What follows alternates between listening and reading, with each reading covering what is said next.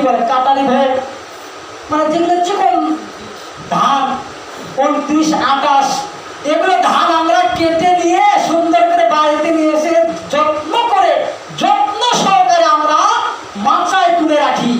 এবার আমরা জাকাত দেই কোথায় থেকে? যেগুলো আপনার 11 আরো যেগুলো মোটা মানে বিশ্রী সুবল্লা আর কি জানি বলে জানি না, তো যেগুলো মানে বাজে, যেগুলো মানে আপনি খান না, এগুলো থেকে আপনি কি করেন? জাকাত আদায় করেন। জি না, কোশ্চিন কালেও আপনার জাকাত আদায় হবে না, কোশ্চিন কালেও আপনার ওষুধ আদায় হবে না। কোন কারিমের আপনি সম্পূর্ণ বিরোধী কাজ করছেন। আনাম 141 আল্লাহ বলছেন কি, যখনই তোমরা তোমাদের শস্য ক্ষেত্র ফসল কেটে নিয়ে আসো তখনই তোমরা জাকাত দিয়ে দাও, জাকাত আদায় করে দাও।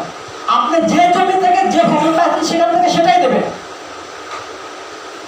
আর এর আগেই তো আমি আপনাকে বললাম, আল্লাহ বলছেন তোমরা সর্বোৎকৃষ্টটা তোমরা আল্লাহর পথে ব্যয় করো, যেটা ভালো, যেটা দিলে আপনার আত্মায় টান লাগবে, দরদ লাগবে, ওটাই দান